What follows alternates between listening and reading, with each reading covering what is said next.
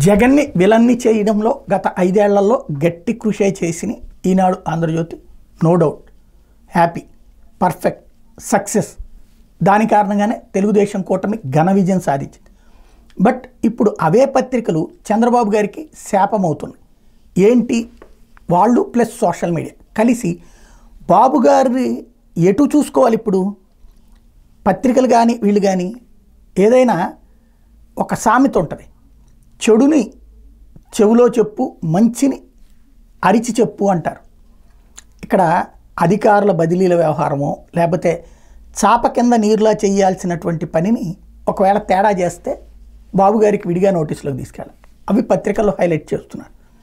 అదే సందర్భంలో డెవలప్మెంట్ ఆస్పెక్ట్కి సంబంధించినటువంటి ప్రణాళికలు వచ్చేటప్పటికి ఎంతసేపటికి జగన్ని టార్గెట్ చేసుకుంటూ రాసుకొస్తున్నారు తప్పించి బాబు గారి ప్రణాళికలు పక్కెళ్ళిపోతుంది. ఇప్పుడు అమరావతిలో డెవలప్ చేద్దాం అనుకుంటున్నారు. ఇదిగో అమరావతిలో ఈ మార్పు జరుగుతోంది, ఈ మార్పు జరుగుతోంది అని కాకుండా దాంట్లో జగన్ విధ్వంసం వల్ల జరిగింది, జగన్ ఇది జరిగిందంటే వాటిట్లో పబ్లిక్ దగ్గరికి ఒక నెగిటివ్ వెళ్తుంది. ఇప్పుడు ఫర్ ఎగ్జాంపుల్ అమరావతిలో నీళ్లు నిలబడిపోయినాయి జగన్ నిర్లక్ష్యం వల్ల అంటే జగన్ చెప్పింది కరెక్ట్ అవుతుంది కదా.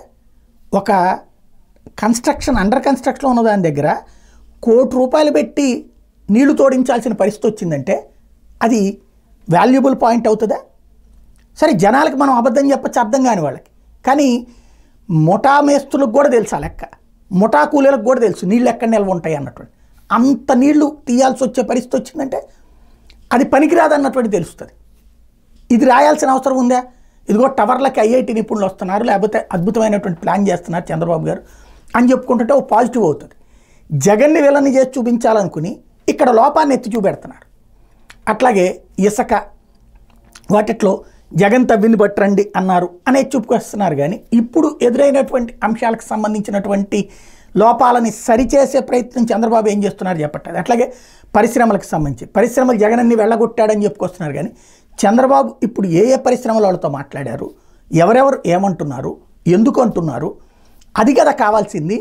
ఎంతసేపటికి జగన్ని విలన్గా ఎన్ని రోజులు చూపెడతాం? అయిపోయింది. ఇప్పుడు జగన్ని ఓడగొట్టాక 5 ఏళ్ల తర్వాత ఇప్పుడు ఓ నెగిటివ్గా జగన్ మీద రాసినా కొత్తగా వచ్చే ఓటు లేదు, పోయేది లేదు. కాబట్టి ఇప్పుడు కావాల్సింది ఏంటి? పారిశ్రామికవేత్తలు రావాలి ఆంధ్రప్రదేశ్కి, వ్యాపారవేత్తలు రావాలి, ఇక్కడ వాళ్ళు భయపడకుండా ఉండాలి.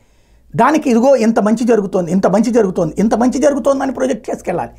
రోజు జగన్నామస్మరణే చేస్తూ అసలు విషయాలు డైవర్ట్ అవుతున్నాయి. వెంటనే ఒక ఫీలింగ్ వచ్చేది, జగన్ అంటున్నారు కాబట్టి జగన్ అంటే నాకేం బోలా ఇక్కడ. కానీ జగన్ని హైలైట్ చేసే క్రమంలో రాష్ట్రానికి జరుగుతున్న మంచిని మనం ఫోకస్ చేయలేకపోతున్నాం.